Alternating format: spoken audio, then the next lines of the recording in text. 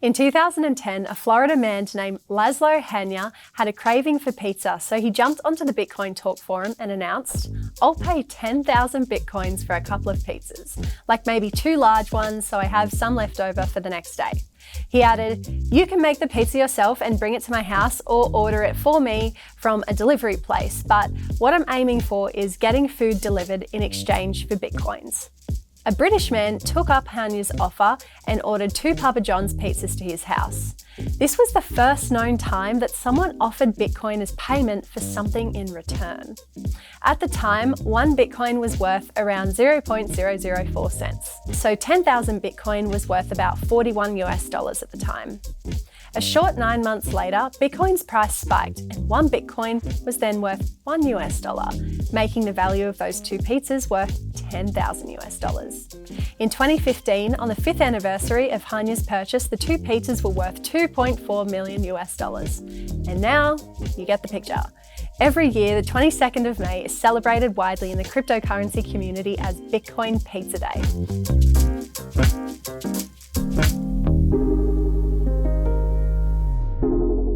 To find out how much 10,000 Bitcoins is worth, Google BTC to USD or BTC to your national currency. When I convert 10,000 Bitcoins, it's worth around 32 million Australian dollars. Back in 2010, nobody really cared about Bitcoin. The first Reddit post made about Bitcoin in 2010 attempted to capture people's attention about this new digital currency. "I just thought this would interest you guys," the user said. "The more people we get to adopt it, the more likely it will succeed and maybe replace government-backed fiat currency." The post was downvoted. One user commented, "I find the idea rather stupid.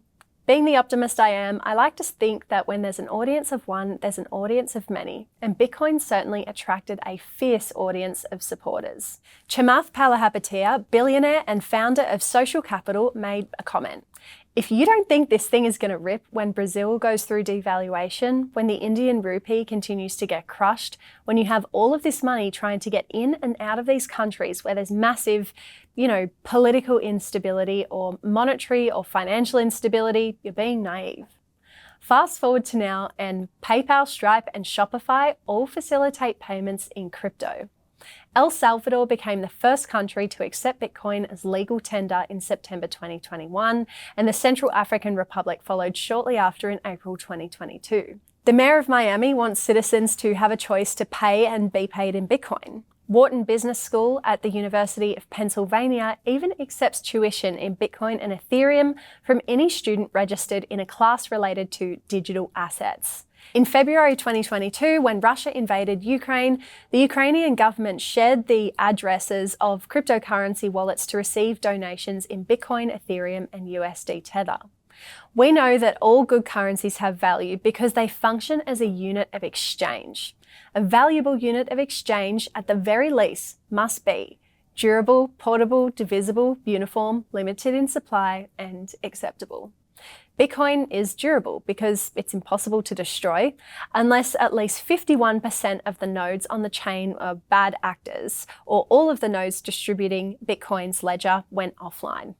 Bitcoin is of course portable, since it can be sent and received on the Bitcoin blockchain from anywhere to anyone in the world.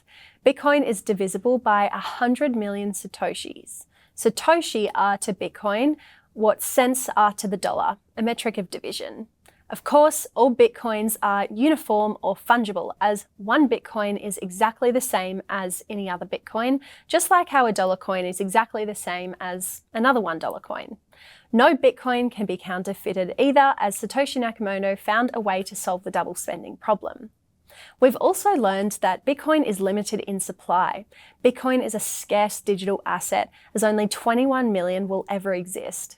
Finally, Bitcoin is accepted as a unit of exchange depending on where you are in the world. If the past is any indication of the future, Bitcoin will continue to gain support and become more widely accepted. There are 3 additional traits that make Bitcoin particularly special as a unit of exchange. First, Bitcoin is not sovereign or issued by a central authority.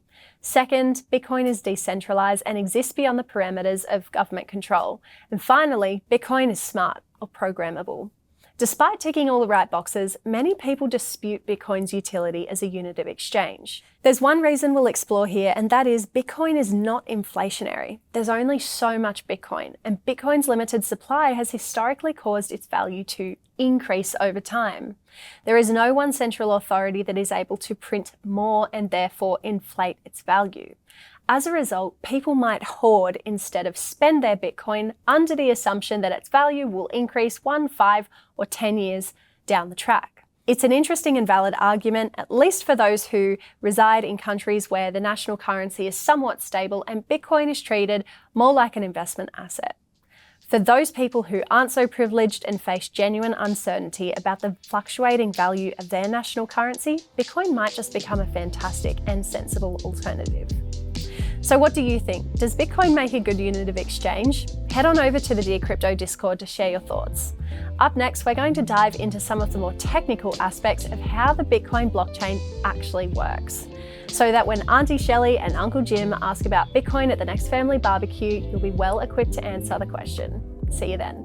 I think that the internet is going to be one of the major forces for reducing the role of government.